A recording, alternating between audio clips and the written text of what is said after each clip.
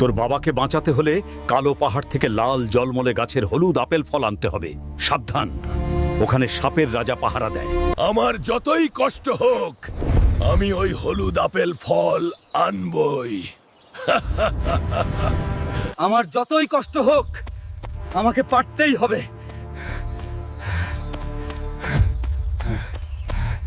এই তো গাছটা পেয়ে গেছি।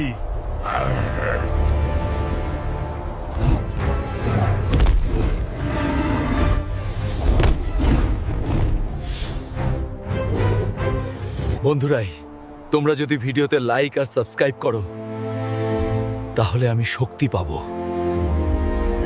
বন্ধুরা, তাড়াতাড়ি সাবস্ক্রাইব